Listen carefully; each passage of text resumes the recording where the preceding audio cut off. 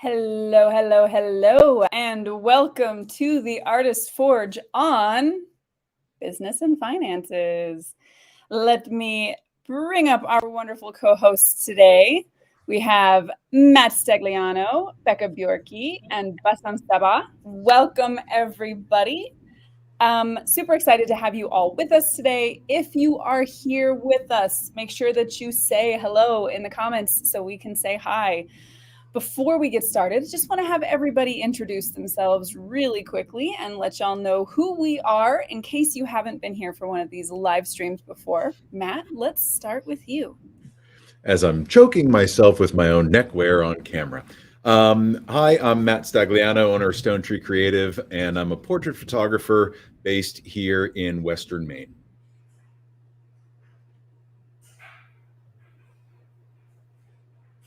Sorry, I had to unmute myself. Hello, everyone. I'm Bassam Salag. I'm a portrait photographer in Montreal, Canada. I'm also a business consultant and leadership coach. Hi, guys. My name is Becca Bjorki. I am a digital artist and sometimes photographer. And I make cool stuff. And I like monsters and weird fantasy art. And that's about my shtick. And yeah. You gotta love these introductions. And hopefully joining us, we will see, is the lovely Catford Coates. If she is able to pop in, of course, we will love to have her. She is an amazing photographer, business owner, business coach, all those great things. So we'll see if she can join us tonight. But if not, want to make sure we have time to say hello to our friends out in Facebook land and YouTube and wherever you're joining us from. So we've got some friends coming to hang out already. If you would like to have your name appear on the screen, please remember that you do have to give StreamYard permission to show your name. So don't be afraid to give those permissions. But hello, we're so happy to have you with us today. Hope your evening is going well. And so glad you are joining us for today's conversation. So as you know, when we do these live streams, we kind of condense our conversation over the last couple weeks, talk about some of the things that we've covered, and then we move on to a couple of other segments. One that is about visual literacy, and the other that is some aspect of critique. And we have had wonderful photos submitted and chosen one at random for us to look at today. So we are going to begin with talking about finances and business. That has been our discussion over the last couple of weeks. It is the main focus of the conversation over the next month at the Artist Forge. We are looking really deeply into business, how we structure our business, why we structure it the way that we do. And we thought to begin that, it would be really important for us to address the topic of money and ask ourselves what our relationship is to money and how it affects how we're able to just relate to that in our businesses. Are we pushing money away by some of the unhelpful internal monologues and narratives that we have about money? Do we have any blocks that is stopping us from having that good relationship with money? And how can we make a better one? So it was a really fantastic conversation last week, and I would love to hear from you guys. Do you have any specific takeaways that you think just really stood out over the conversation last week around money?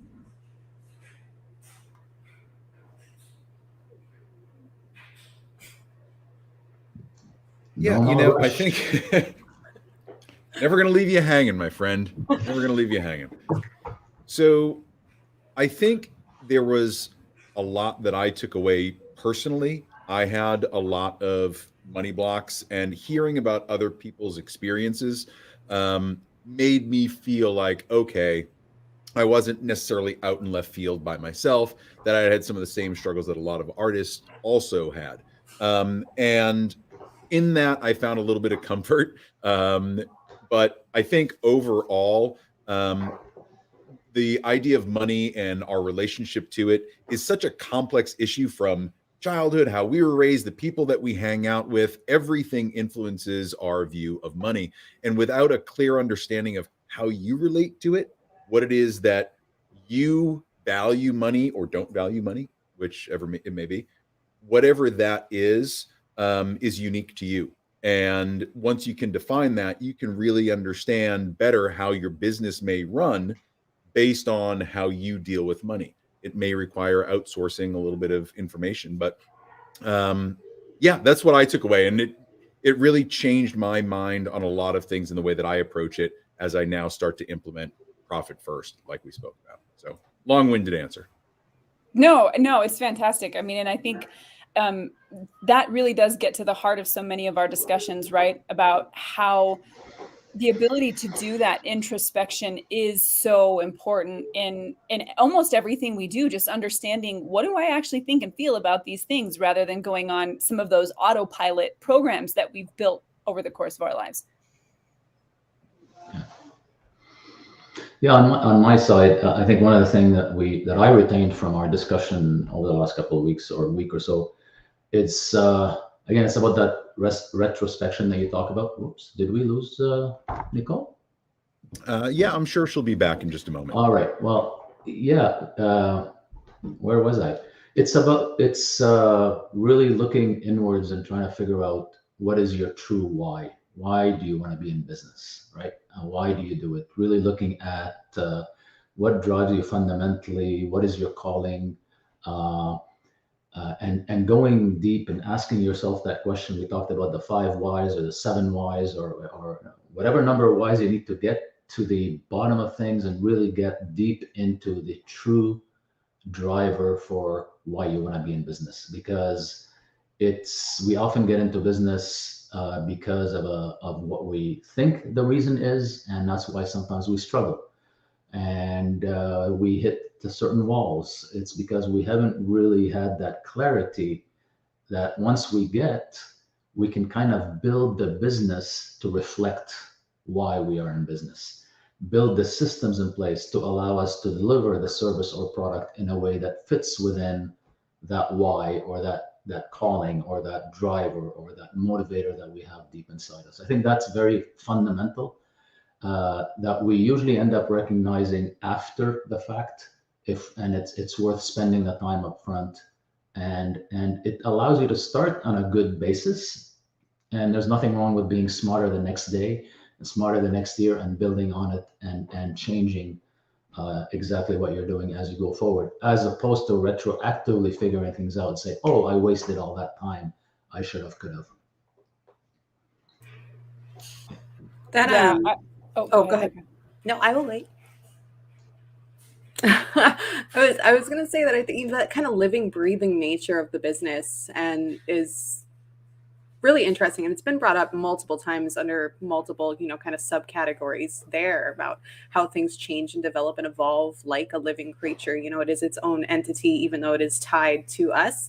And I found that really fascinating. I mean, I think about money, how I think about money changes constantly. And it's, the things that I might have had to say and share last week, I might have something different to say and share next week, just because it's constantly evolving, even through the course of these kinds of conversations. I also found it very fascinating and inspiring to hear that so many of us didn't come necessarily from a place of privilege in building our business, which is something, that we see a lot of, and it's often hard to even recognize in ourselves, what kind of steps up we had to build something like a business ourselves. That's a big deal to do. It's difficult to do. And a lot of us do have help. And so I found it really inspiring to hear from everyone kind of where they came from, and knowing that a lot of us didn't always have those steps, laid out for us in the beginning. So I appreciated all of that. Yeah, very much the same. And I do have a couple takeaways, but I want to say hello to Ari real quick. Hello. So glad. I think this is the first live that Ari gets to join us for. So hello, friend. Glad to have you with us today. Looks like he is listening to the replays on Clubhouse. So if you are on Clubhouse and you want to come hang out with us on the Artist Forge, just look up the Artist Forge on Clubhouse, and their replays for our recent discussions are there. You can go back and listen to some of the things that we've already done. And if you're here today, remember to say hi. We want to hear from you guys. So yeah, for my takeaways, I think I had 2 really big ones that have stuck with me a lot since that conversation. And the first one is understanding what money actually means to me, like what it represents, because it's not like dollar bills, right? Like I just don't want to hold paper and be like, ooh, I have paper. It really, like at the core, to me, it means freedom and security. Like those are the 2 big things I think that money really means to me, is knowing that my family is taken care of, that security, that if something goes wrong, I have the ability to care for us. That's the big one. And then the other one is I want to be able to do things. I want to take my kids places. I want to, go and travel and experience things and do good for other people. And I want the freedom to be able to do that without restriction. So that was the big one, just understanding that it's not just, the numbers that I need. It's what comes from the money that actually matters to me. And then the other thing was this idea that money isn't static, right? Like that when it's gone from my bank account, it doesn't mean it's gone forever. And I know that seems like something most people probably like, duh, like you can always make more money, right? But somewhere deep in my core, and I think this must come from, growing up without it, somewhere deep in my core, I still kind of feel like once it's gone, oh my God, everything's going to end and it's never going to come back. And I just get that panicky feeling. But listening to, was it Erica who said during our conversation, she's like that it wasn't static. It was one of those smart people that we have in the group talking about the fact that it's just, you just have to open up the barriers and let it flow through. It's going to come back. Even if it's gone, it's going to come back. So I think like holding on to those two things, I think made a real difference for me. And we do have some comments coming in today. It means less stress. I love work, but working without that major worry about having enough money will add a greater quality to life and work. So true. That security thing is runs deep in me as well. And, I can mention this on one of the calls as well. Having that financial security allows me to breathe and be creative when I don't feel like I have that security, that 3 or 6 months of, reserve net saved up. It stifles all of my creativity because I'm driving so hard to make the next dollar. And it becomes increasingly difficult because you're not being creative, you're not being free, you're not in tune with your business, and you start to circle the drain, right? Until you have to get into the mindset, you know what, the money's going to come to me at some point. Be creative, do what you love, get back in the flow and go with it. But yeah, that's such a big driver in me too, Nicole. I think our stories are really parallel that way. Yeah, I would agree. Sorry, I got jealous of Becca's candles to go stick some in my background real quick. It's like, oh, her candles are real pretty. But yeah, I feel you exactly so much. And it really does just, it's sad the fact that having money means you don't have to worry about money. Like the other concerns in your life can become less when that thing is in its proper place. And it doesn't even necessarily have to mean some certain amount, right? But just having that healthy relationship to it feels like that removes a lot of the stress because, if it's gone, it's okay. Like it means you can still get more. It doesn't have to be this like deep panicky thing. If you can understand that it's something that flows, it doesn't have to you don't have to hold on to it with both hands. We're getting some comments. We have technical difficulties. I am not able to view the video in the group either, and it seems like we're having the same issue, but we're seeing the comments. It is visible on the Facebook page. So let me drop that on the group. Okay. Yeah. So strange. Didn't this happen last time as well? It is a day for technical difficulties, isn't it? I guess it is. Also, let's remind folks, and I can pull this up for us as well. It is on YouTube also. I know we like to have folks join us in our Facebook group, but just in case, we'll share this also. That's a bummer.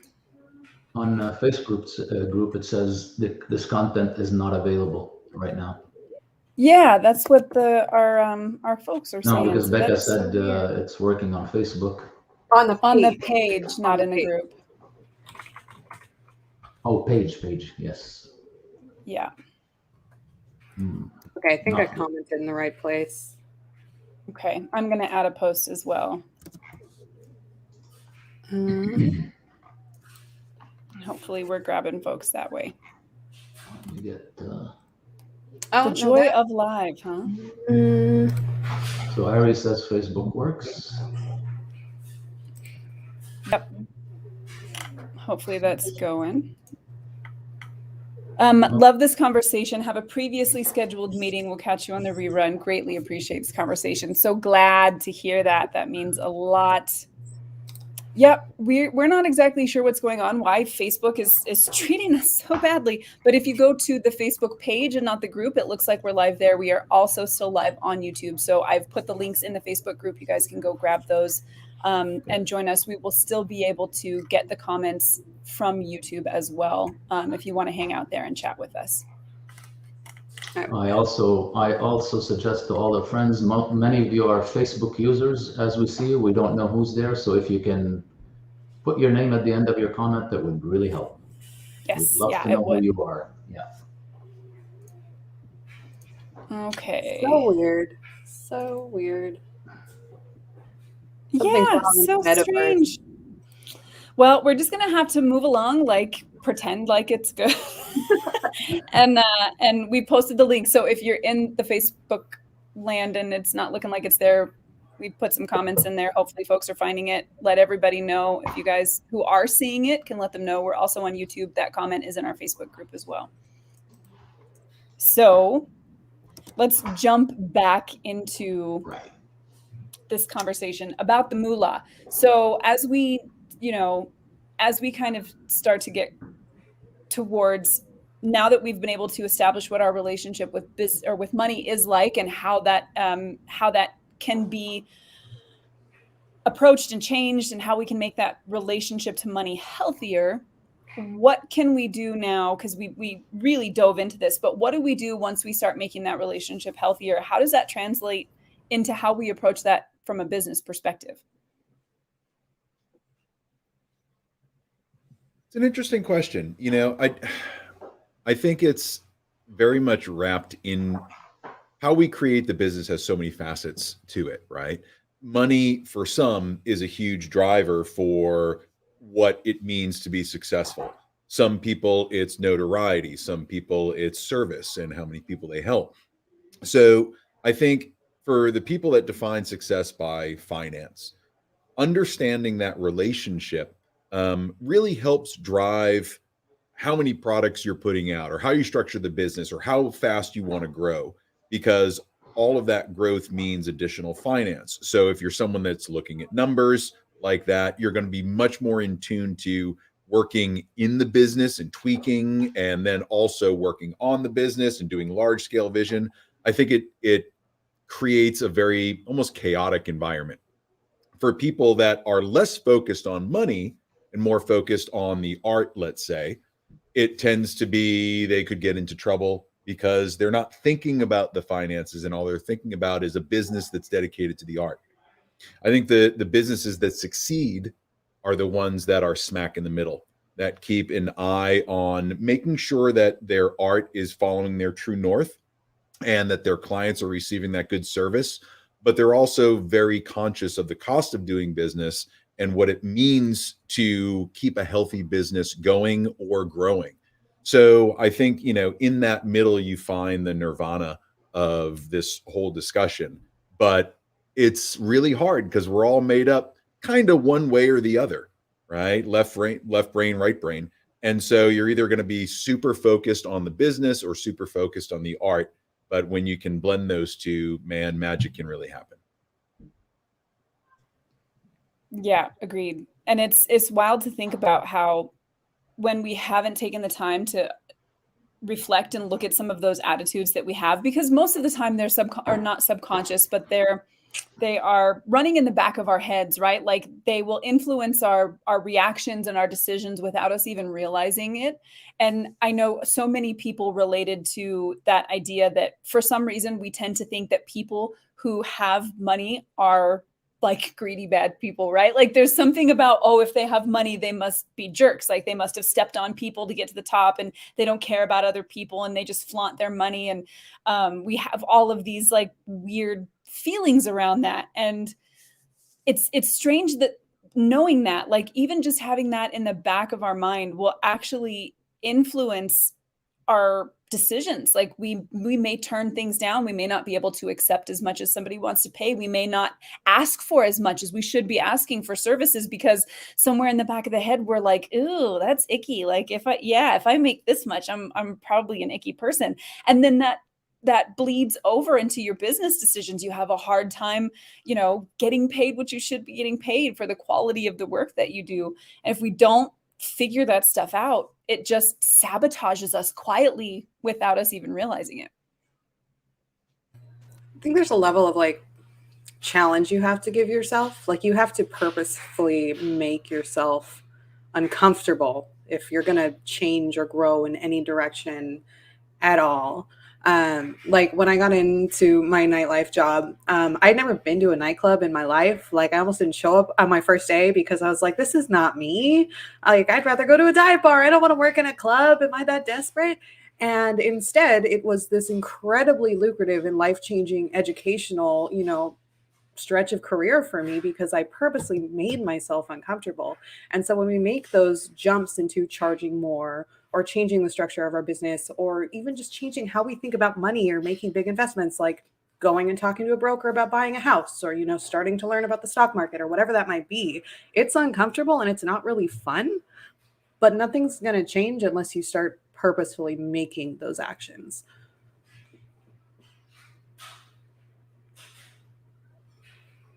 Done. I think,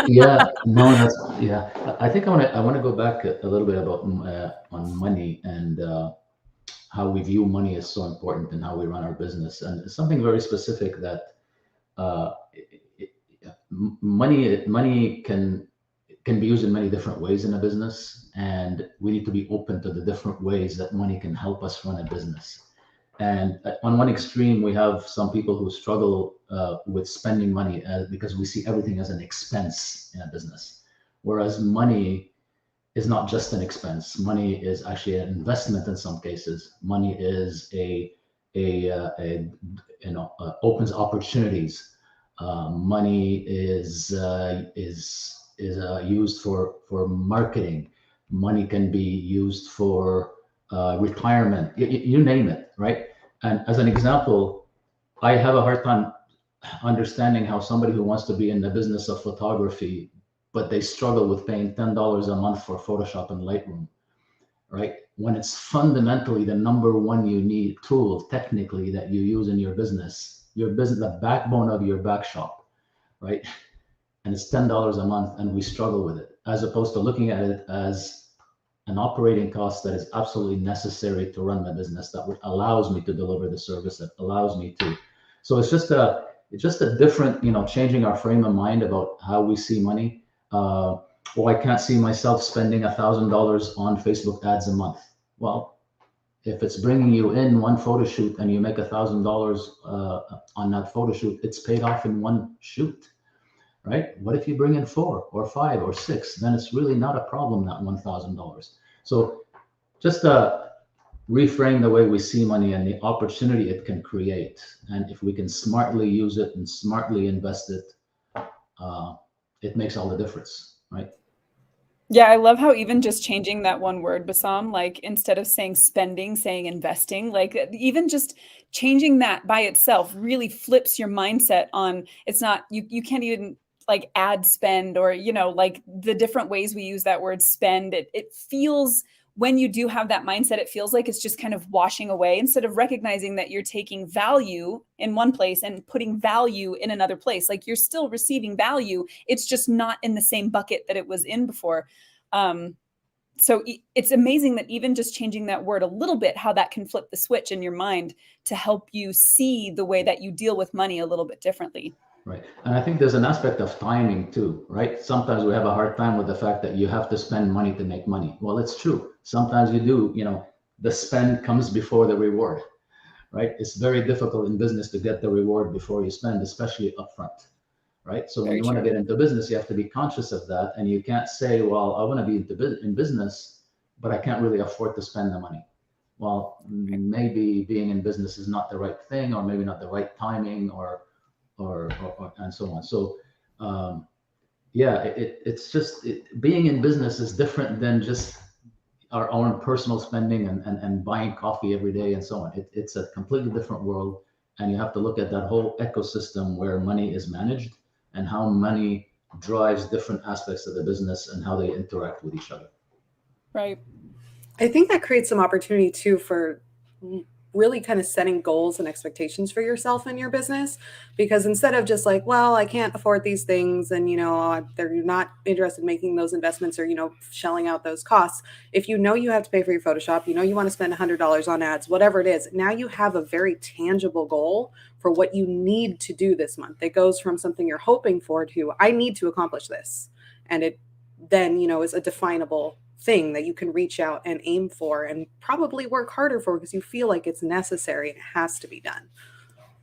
That's super true. And that actually is a really nice segue into the business aspect, because once we recognize, we've dealt with our relationship with money, and then we've realized that there are certain aspects of the business where money needs to be a spendable asset. Like, it needs to go into these different areas. That helps us make those goals. And I want to make sure that we have a chance to address, we're getting some really fantastic comments right now from our friends. So what can be challenging sometimes is the shame of admitting you didn't know how to be financially savvy, even when you need to learn and make the changes. So letting go of some of that pride or discomfort, knowing it will all be worth it.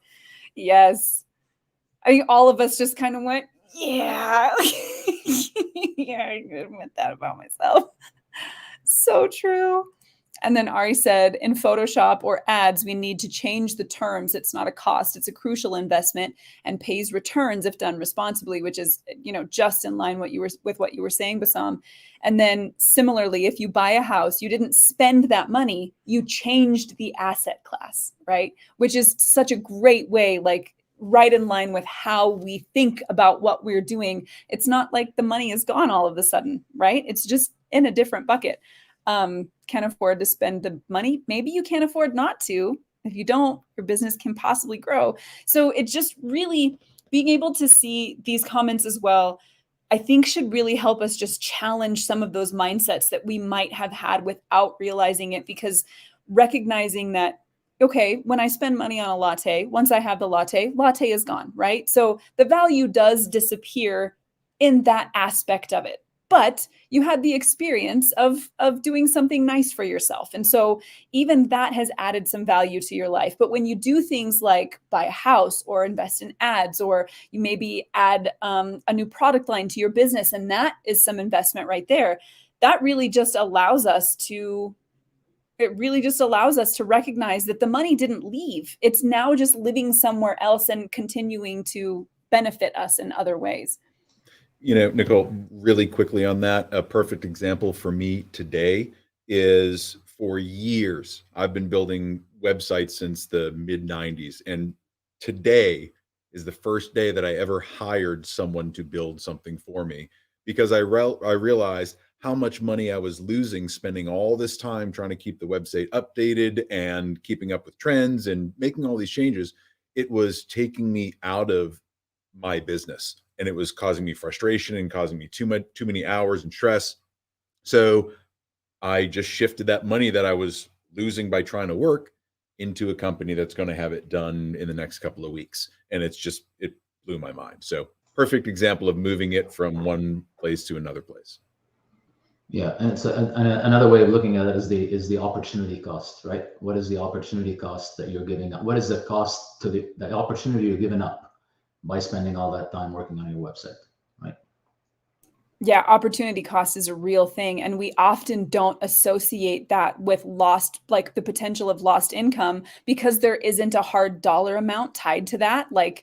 And I think that's one thing, I heard somebody say this, and I think it's probably a good thing for us to keep in our minds, is that you need to be treating your time. So we recognize this with our business. If I spend 4 hours on marketing, I should be paying myself. My business should be paying me hourly for that marketing, right? And the same thing then becomes true in all of those decisions that we have a hard time making because it requires money. That opportunity cost does actually potentially have a dollar sign attached to it. We just don't always know what that is.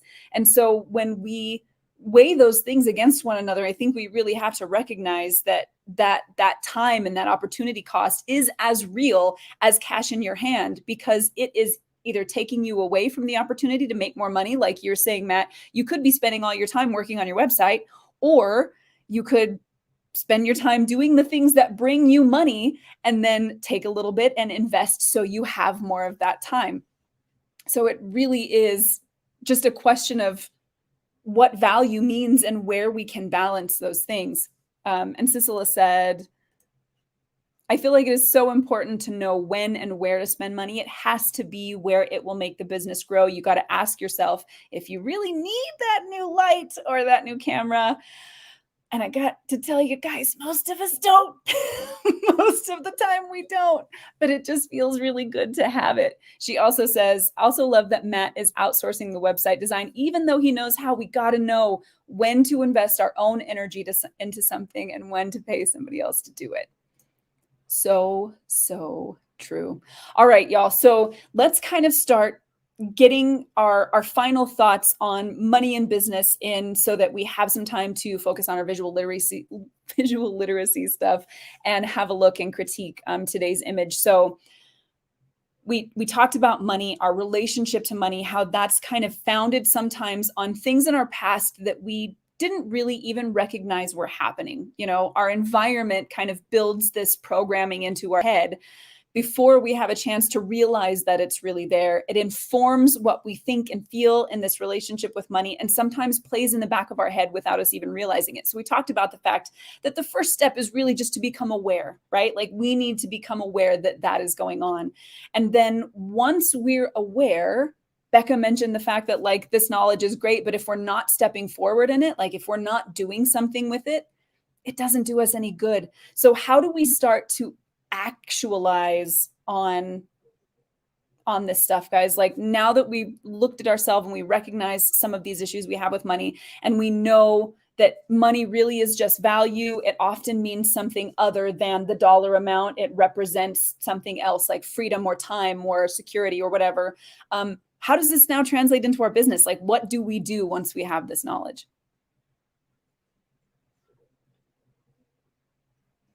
I know it's a hard one. Everybody was like, "Oh, give me a minute." If you're in the audience today too, we want to hear from you. So share your thoughts. Yeah. I mean, I think Sissela's point was really great though, about like knowing where to spend that money, because like what do you do next, right?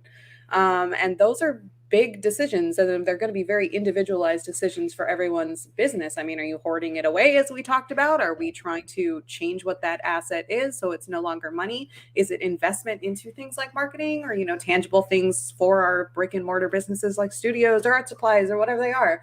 I mean, it's really, really variable. But I feel like understanding, you know, getting a good idea of what that flow looks like consistently, you know, sometimes it's more, sometimes it's less, but how you're going to continue to manage that and keep it consistent and then let it grow is really the next step. Like after you've changed the mindset, then growth becomes the next step. Yeah, and I think there's a big part of what Sissela said as well. You know, a lot of times we're taught that we have to have the latest and greatest everything, or your pictures are going to be shit. And, you know, then somebody comes along with basically a little Instax Polaroid camera in a window and blows your stuff out of the water, right? So I think it really takes a conscious effort to look and be like, all right, what am I making? What do I really need to make that? And how can I get to a point where that is no longer serving me because I've outgrown it? In rare cases, you actually outgrow your gear. But it's just very important to keep a conscious thought. Like, I think like Sue Bryce says, is it going to make your ship go faster? Is it really going to help the business? Or is it just helping that part of you that feels like, ooh, if I have this shiny thing, I'll get the affirmation from people and then I'll be a real photographer, right? I think it's a very interesting point she makes about really looking at yourself and how you are interacting with your own business. I like that point. Yeah. I got a little snarky at someone the other day. Sorry, Basam. And Yeah. I straight up told them, I'm like, I think spending more time taking photographs is going to be serving you a lot better than worrying about what kind of camera you need to buy. And that was the end of the conversation. I did feel a little bit bad, but it's the truth. It's the truth. There's work to put in that doesn't cost money. I was gonna, I was gonna say a practical aspect of, you know, what to do now that you know how you feel about money and you figure out why you feel that way. I think just learning the fundamentals of accounting and how, cost structure and different classes of costs, different classes of investments, all these things we're talking about, and how money, what the different things that money can do for you.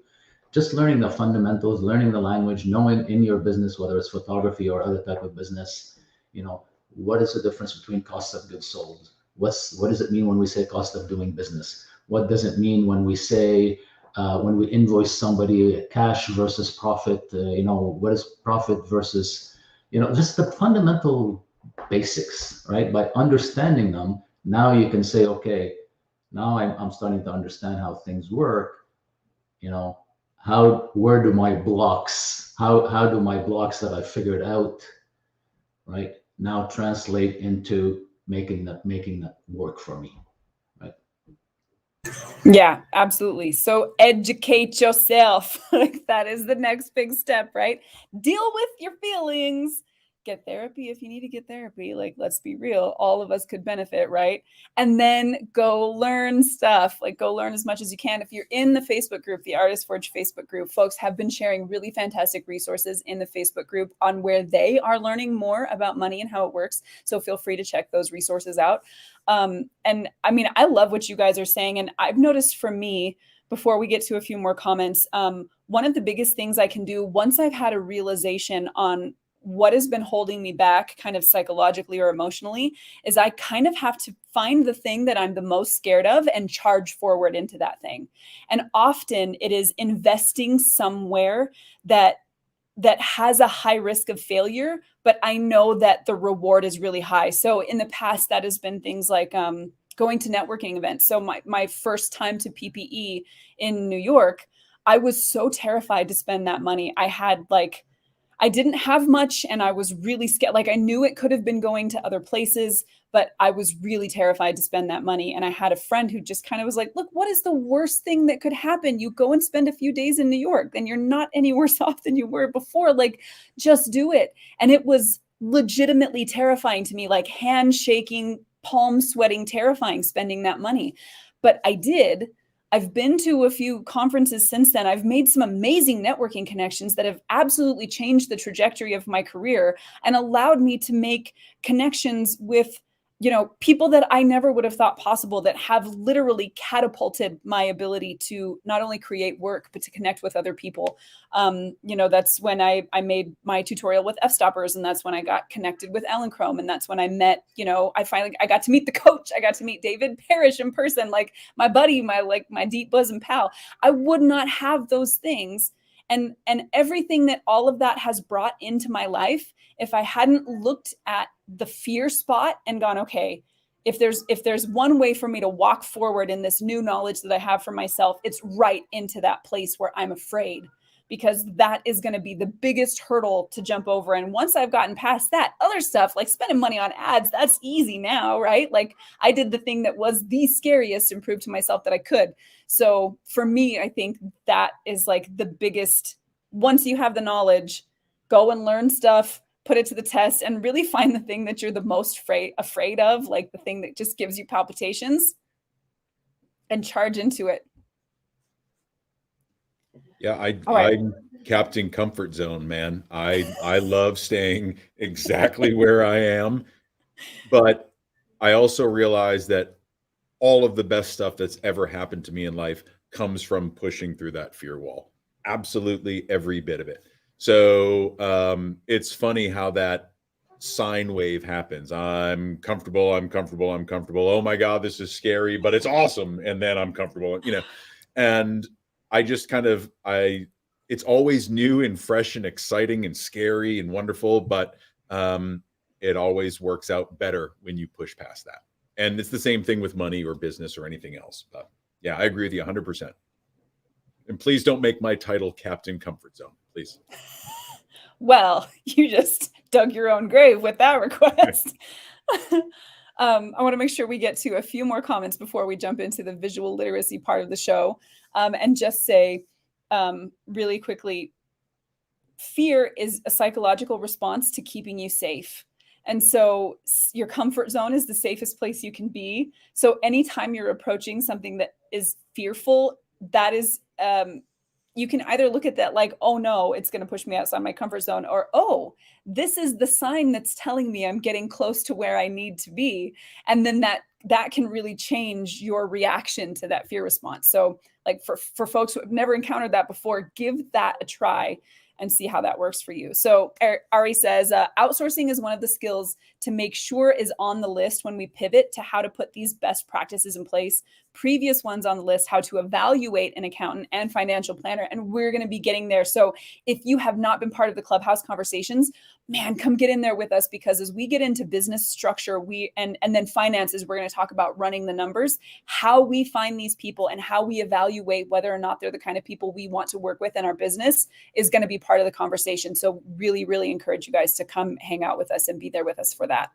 Cicela says there's a lot of strength to admitting you aren't necessarily the best at every aspect of your business, which is the hardest for me because I want to be good at everything and do it all myself because I don't trust anybody else to do a good job.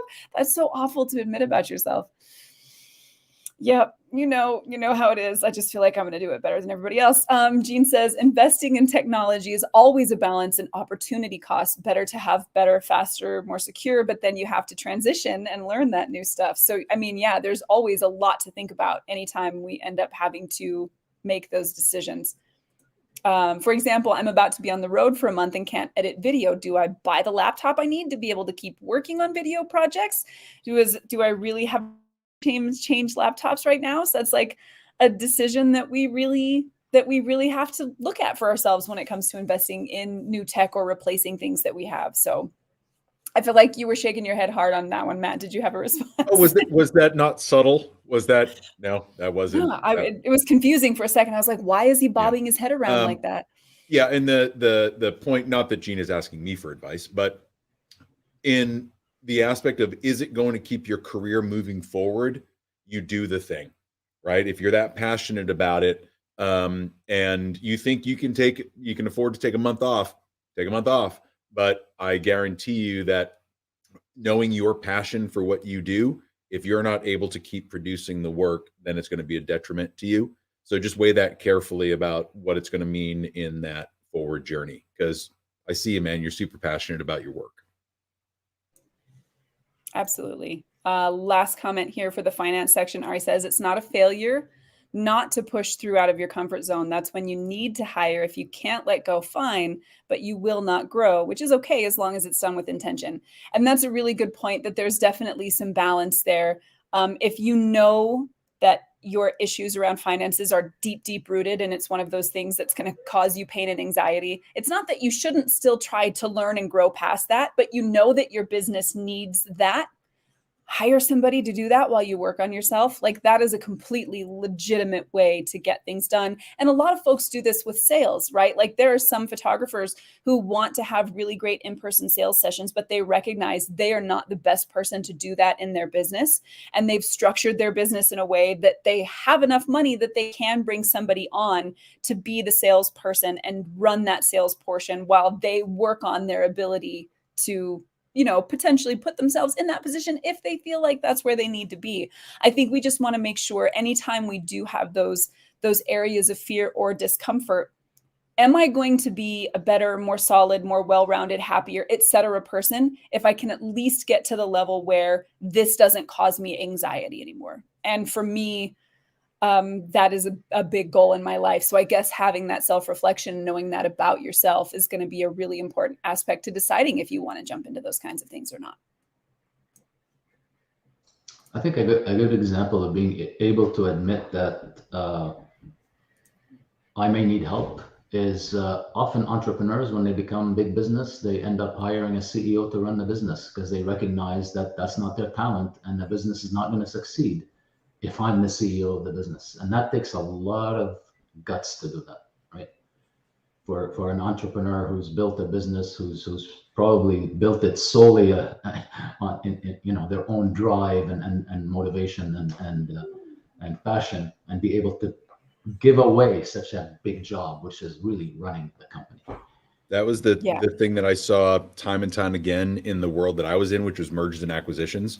And the companies that, in that heyday, that dot-com bubble, in the companies that hired out a CEO, right? Someone that was just this CEO for hire who would come in and drive the business and get them acquired or bring them to a certain profit margin.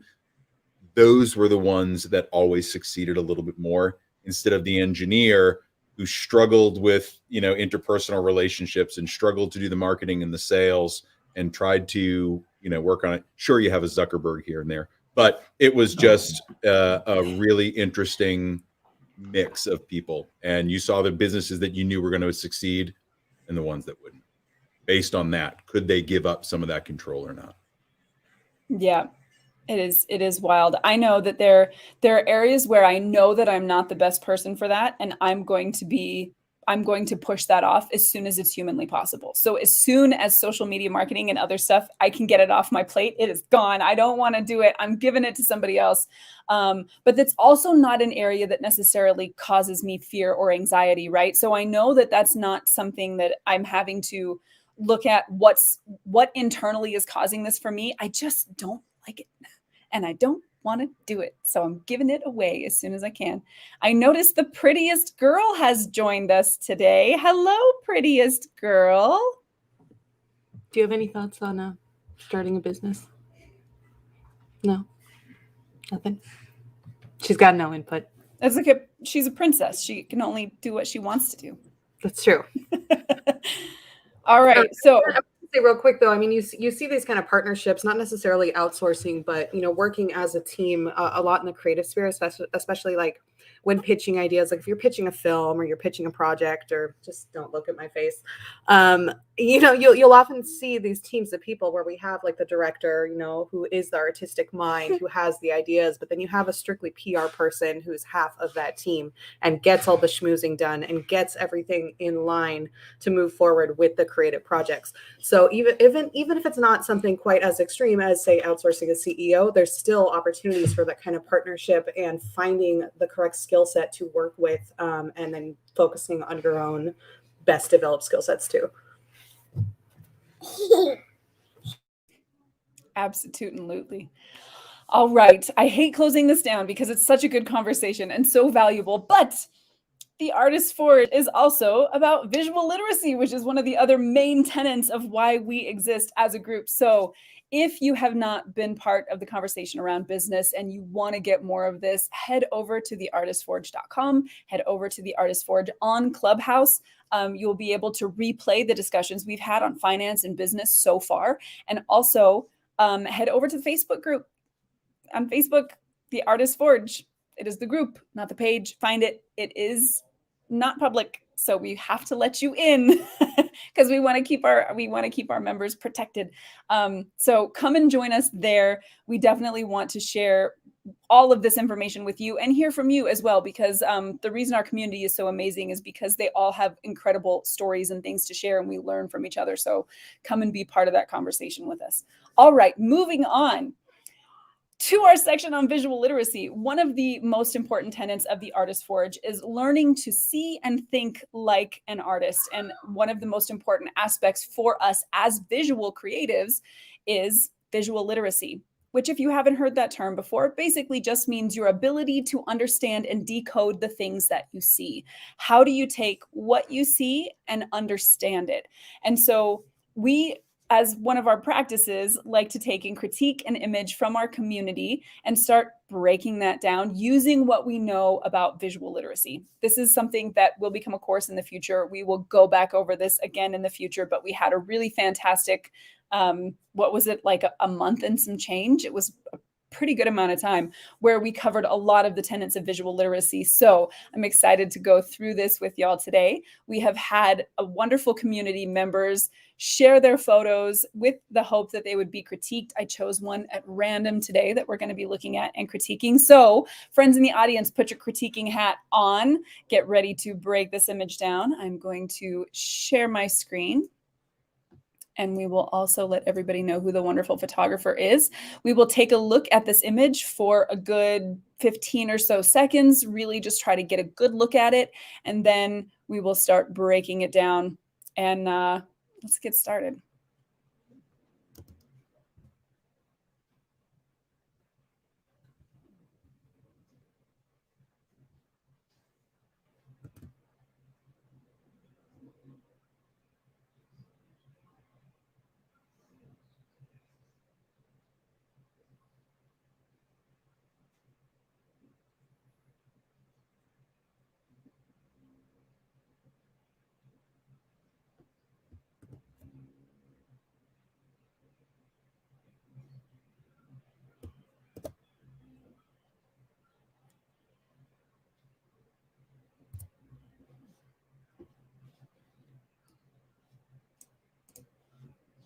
All right.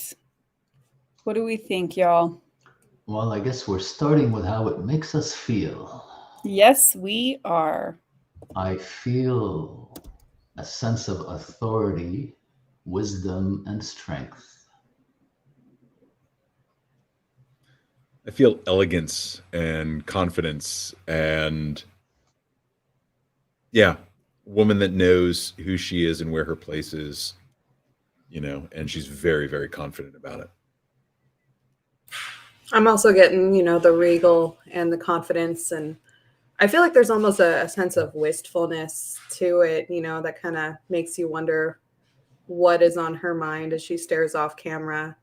That actually I find especially interesting to me because she's not making eye contact, she's not making that immediate connection. So it kind of forces you to wonder a little bit. So that's where my feelings go. Yeah, I definitely get the elegance, the regalness, and also kind of the sense of iconic, right? And iconic in the way that a goddess is iconic, not, and I think well, we'll get into why I think that is, but definitely this feeling of classic elegance and also, yeah, iconic is the word that I'm thinking of. So we'll break that down. So if you're in the audience today, share with us why you're feeling what you're feeling. When you see this, what do you feel? A sense of accomplishment from her expression and pose. Poise. Ooh, poise is a big one. Definitely that sense of poise. If you're in the audience today, share what you're thinking about this image. How does it make you feel? Don't try to break down why it makes you feel that way yet. Just how is it making you feel? Definitely that elegance and poise is a big one for me. Majestic. Ooh. I don't know. It's the shape gives it. It's almost like she's up on a pedestal and bigger than life. Yeah. I feel like this is a woman I want to tell me things. You know what I mean? Like I want her to like give me input on like life and how to be in the world. Pride, Jean says. Cecilia says regal. Maybe we can invite her to one of our clubhouse chats. Right? Come tell me how to live my life. The interesting thing is that we're looking at the subject and we're projecting all of these emotions onto her. There's a certain uneasiness I'm feeling. I don't know if it's the colors. I don't know what it is. There's a certain uneasiness that I'm feeling. It's not necessarily a bad thing or I don't like it. It's causing me a little bit of unease and I don't know what it is. Might be the red and the green clashing. It could be the size of the necklace. I don't know, but I'm feeling, as we're talking about feelings, I'm feeling a sense of unease, not from the emotion that she's portraying, but just overall looking at the image. Yeah, I'm glad you said that because I'm feeling something similar, and I think the word I want to use is claustrophobic. And I'll tell you why. I find that cropping so tight, there's something that makes me feel like I'm stuck in there somehow. It's almost like there needs to be a bit more negative space, but I can't figure out where. Behind her, in front of her, top right corner, which gives me that's why I say claustrophobic, because I'm kind of, that's the uneasiness I feel. Maybe it's different than yours, but the word uneasiness. Yeah. I love the red, which brings the confidence. She carries it with ease and comfort. Claudia says, reminiscing about her life. Yeah, it's a gorgeous picture. Don't get me wrong. I have this feeling of unease. Don't know what it is. Oh, that's fair. So let's see if we can now that we've shared some of our feelings, like what our just initial gut instinct reaction to this image is, let's see if we can start breaking down the actual visual elements of this so we can, there goes my camera. Just a second. We're about to get a really unflattering angle. Oh, hi. Just gonna fix this real quick. That's something. There we go. All right. So let's ask ourselves why. What is it about the actual elements that are in the image? And these can be things like color, angle, expression, lighting. All of those different things come together. Wardrobe, all of that stuff comes together to inform us how we should be thinking and feeling about this image. So what are some of the visual signatures, guys, that we can pick up on that are playing towards some of these feelings that we're having? And I can say, and immediately, there's two things: red, the color red, a really powerful, passionate color. And then the angle of the camera, the fact that we're so far below her eye line and that we're looking up at her really puts her in this iconic position. So those are two immediate things that really pop out to me. I love the way that the lighting gradient is, and how it's concentrated on her face as it should be. But the highlights are really done well. I think, if there's one thing in terms of the lighting that my eye keeps getting drawn to subconsciously, is right around her neck. There's light going through these crystals or diamonds or whatnot. So there's a hot spot. And that is what keeps dragging my eye. Yeah, right there. And that little bit keeps distracting me from what I should be looking at, which is this gorgeous woman, and my eyes just keep getting pulled down to that because it's a hair brighter than her face. That's what I'm seeing. It keeps dragging me down. Right.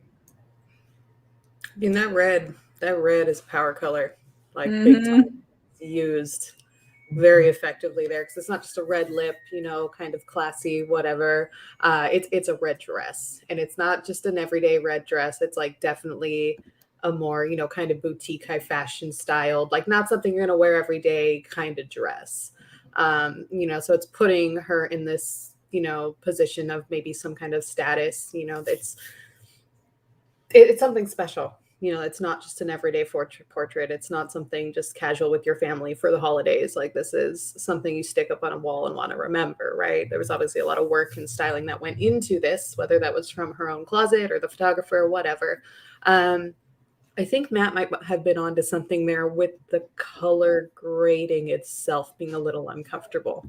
I noticed this earlier, and I think what was doing it for me is that since there's some blue-green that's tying her skin into the background, we end up with skin that looks, particularly on her back, but it looks a little bit lifeless. It doesn't look like it's as vibrant as skin should be. And that could potentially be what is kind of playing into that a little bit. I mean, I think because we have the extra light on her face, it's not as severe on the face, but as soon as we start getting into the shadows are a little bit gray and a little bit green.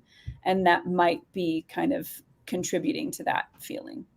Yeah. It's definitely having to do with the mixture of colors in the skin for sure. I'm not going to go into let's fix this in post time, but I feel like some very subtle kind of adjustments could make a lot more impact and bring more focus to the face there, with mostly with luminosity and with the color as well. Yeah. Right.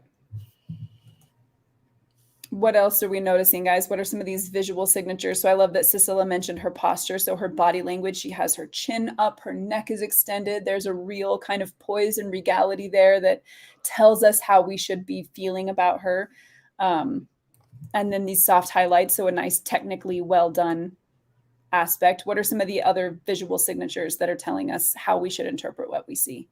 One more thought. Oh, sorry. No, Becca, go ahead, please. Oh, just off Cicela reminded me there with that posture. I mean, we're kind of getting this very triangular, almost iconographic sort of composition here, like something you'd see with not a Madonna, but that very kind of feel, not just because the camera is angled slightly upward, but just its position within the frame itself is creating that again, iconographic, if that's a word. Yeah, that's why I said iconic. It was just the words.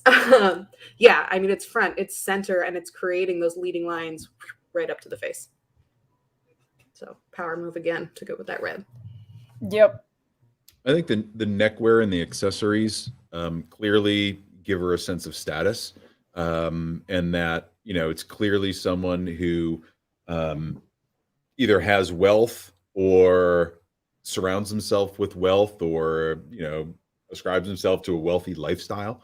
But for some reason, it feels off kilter because of the accessory on the back, the end of the chain from this gorgeous neck piece hanging off the back. I just get pulled to that. I'm like, because it blends with the background. I think if it were perhaps a tad more prominent, or the angle were different, right? It's a common part of high-end neckwear like that to have something down the back. And it's just, for some reason, it keeps drawing my eye to it in not a pleasant way. Again, I love this image. Don't get me wrong. It's just these little tiny things that I notice and, throw me off of just absolutely loving what I'm looking at. Sure. Jean Well, says, yeah, wrinkles go ahead. reflect age and therefore wisdom. And yeah, I like that you pointed that out, because I'm really, really glad that we still get to see the texture of her skin, and that's not something that is hiding here. I feel like that's important. There's something about embracing that and allowing that to be what it is, that I think. And then, I mean, also, obviously, it's lit in such a way that we're filling a lot of those in, but they're not removed. And thank goodness for that. Yeah, I absolutely love this picture. Again, the lighting, the soft lighting, the pose, the whole feeling around it. But just to pick on something again in terms of drawing my eye away from the subject, is that wrinkle on her shoulder, which is a bit darker than everything else. Even if I'm looking at her eyes, I can see that dark spot down at the bottom, and it just takes away from almost perfection in the rest of the image. Yeah, right there. There's another one below it, but the major one is above. It's just a distraction. It doesn't take away from the picture, but while we're talking about what belongs and doesn't belong in an image in terms of visual impact, those details sometimes make a difference.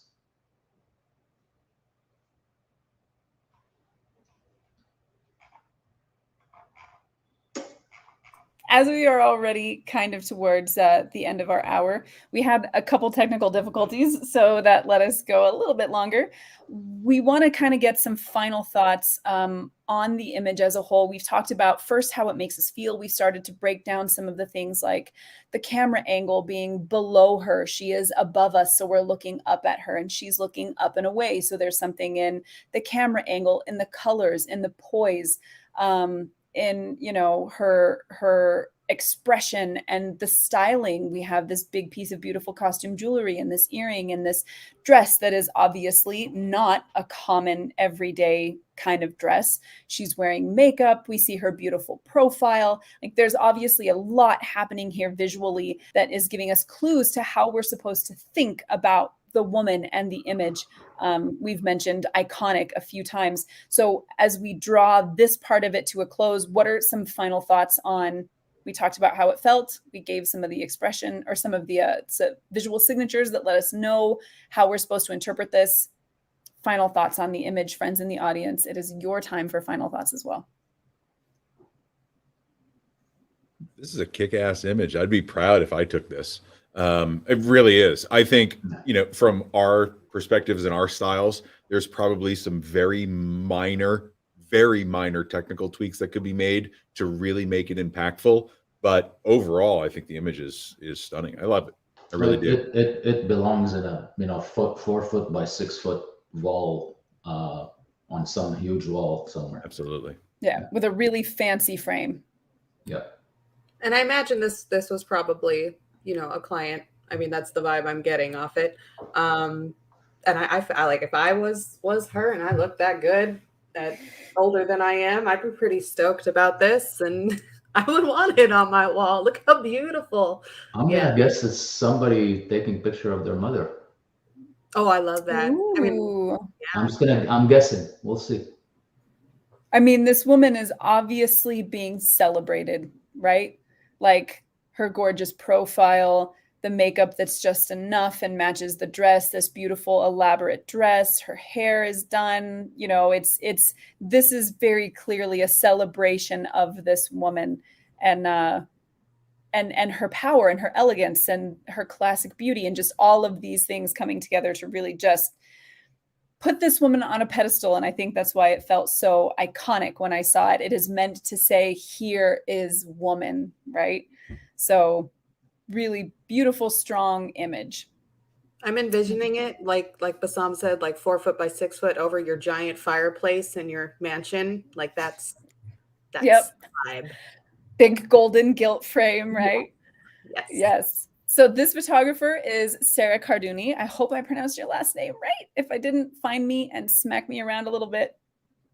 So beautifully done, Sarah. Thank you for volunteering your image for critique. I hope it was helpful to hear some of that feedback, and really kind of the only things we touched on. If we were going to take this image and do some technical switches to it, just make sure that we're addressing some of the color. The grade has dulled the skin in some spots, added some kind of unhealthy gray greens to some of the more shadowed parts, taking into account some of the reflected light through her necklace that's making a few hot spots away from her space or her face, some of the wrinkling and shadowing on the dress, as well as the bauble on the back of the necklace. So maybe looking at some of those things and see if you want to play with them a little bit. And we would love for you to show us if you do take any of those critiques and decide to make any changes. It's going to be beautiful no matter what you do, but I hope you will share it with us in the group and let us see, so we can enjoy this image a little bit more with you. All right. Stopping the screen share. I'm really bummed out about the fact that all my camera stuff messed up and now everything is a mess and I don't know where anything is. It is gone. All right. So it is now time for final thoughts on the conversation of the day, business. What are we looking at? We talked about finances. We talked about business. Are there any final thoughts that we can really just distill at the end of this conversation for folks to go home with? And just really quickly, Sarah said, yay, also. Good. So glad to hear it.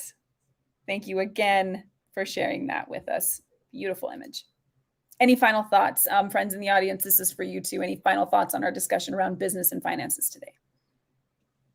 So when we started talking as a team about how we wanted to have some conversations around business, I thought we'd be done in a week and that would be it. And then as these conversations have grown, not only is it fascinating to listen to and to have all of the feedback from folks like Ari and Sisela and Jean and all these folks that join us every day, but it gets me more and more excited to go deeper and deeper into these discussions for the rest of the month about business, because along the way, I'm learning things myself about how I can tweak in my own business.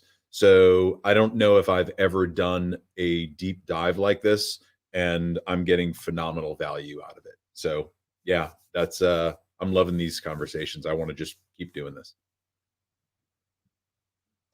What Matt said.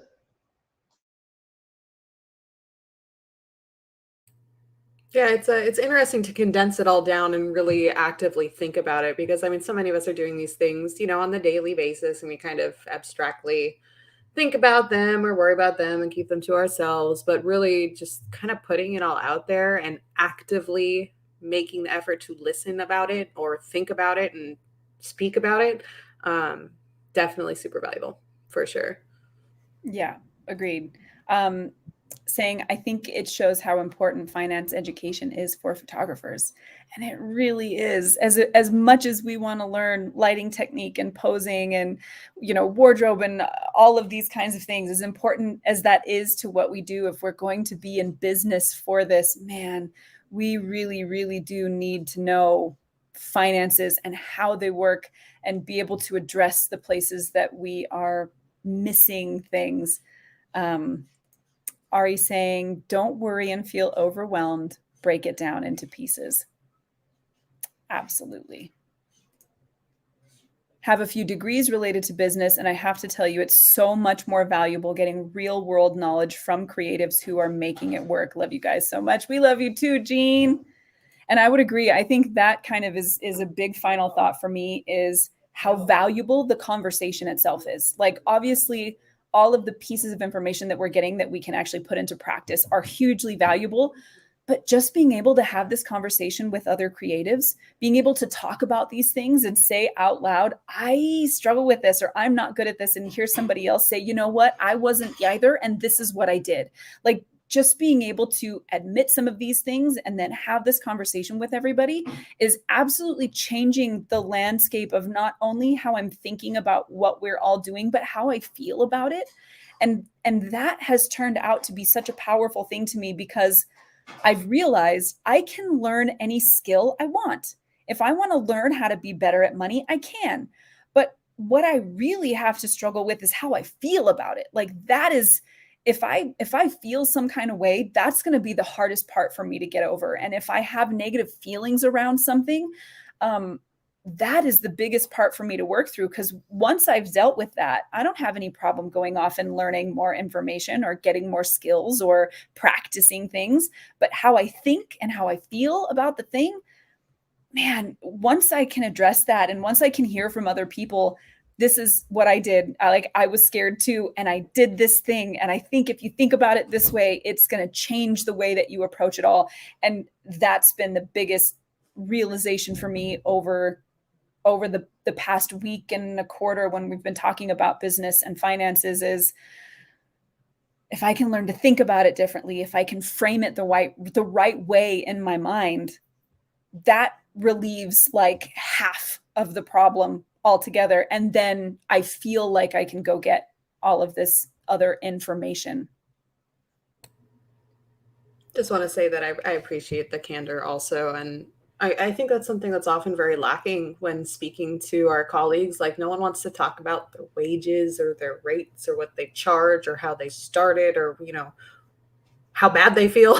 You know, it's not a comfortable conversation. Again, pushing yourself into discomfort land, right? Like, it's so important and so special when you do find that, you know, outside of just like maybe a couple friends that you have conversations with and you commiserate together. Like, that candor is important. And I'm very glad to be a part of it and to hear everything from you guys and from everyone else in the group. You know, just having that level of honesty is awesome.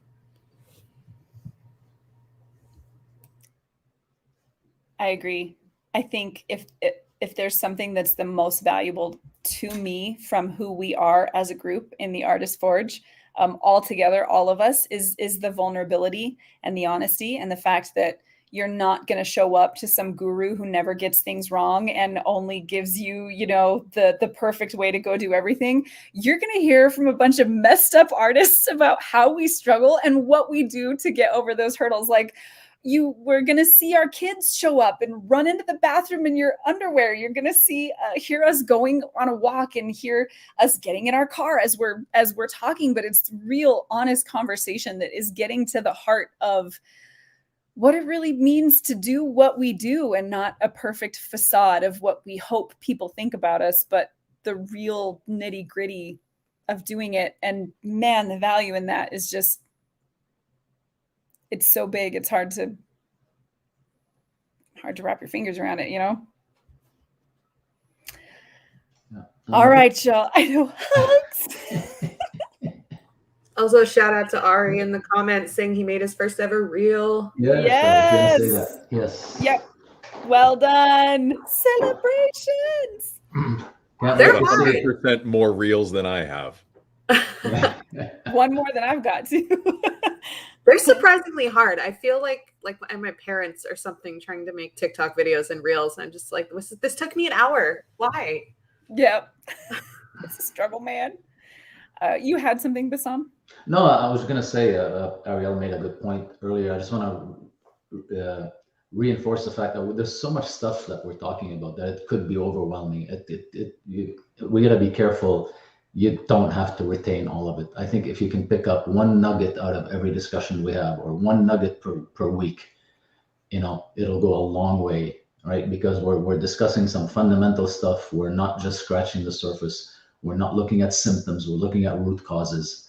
You know, we're really digging deep, and it's hard to do that. It is overwhelming, and I would just hope that you all bring more friends into this community so that we can keep it going and come back to these things more often and get into more details as we go forward, and maybe have another month on business in a couple of months from now, or 2 months from now, or whatever it is, where we can start breaking down some of these things and focusing on more details. So it's just amazing. I'm so glad to be part of this group and part of this community, and very grateful for all our followers, all our friends, and for you guys too. I likened it to, I was explaining what we do to someone the other day, and I likened it to learning a foreign language by watching movies. Like, you kind of get what's going on, but you have no idea what the language is, right? But you keep going to the movies and you keep learning it, and eventually you're fluent in it. And I kind of feel like that's what our discussions are. If you just kind of keep showing up, we're gonna get something that clicks with you, and you'll start to put all those pieces together, and then you're speaking the language of art very clearly. Oh, we're learning to speak the language of art. I like that, Matt. The wine kicked in. Thoughts just flowing freely. Yep. All right. Well, even a small step is progress. So don't be afraid to take a small step. And if you are afraid, that's even better, because it means that you're probably going in the right direction.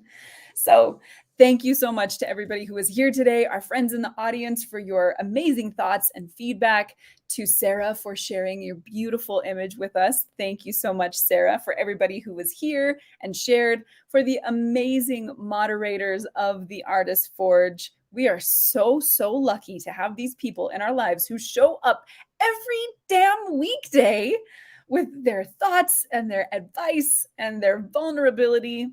Y'all are the best. I hope everybody will join us tomorrow morning on the Artist Forge on Clubhouse. We will be talking about the actual nuts and bolts. So today we discussed some of the feelings and philosophy behind business structure. And tomorrow we're going to start to dissect how we actually decide what to do with the structure of our business, who we're going to be, who we're going to sell to, what we're going to sell, how we're going to sell it, where we're going to sell it, all those things, what the customer journey is going to look like. It's going to be a good one. So you're going to want to be there for that. I hope you will join us tomorrow morning at 7 a.m. Mountain Standard Time. That is 6 a.m. for the West Coast and 9 a.m. for the East Coast. We are here live with you guys every second and fourth Thursday of the month. That means at the end of this month, what is the last Thursday of this month? It's like the 23rd or something like that. Something. 29th or 3rd? What is it? I don't know. I gotta open my calendar because it is the 23rd. 23rd is 2 weeks from now.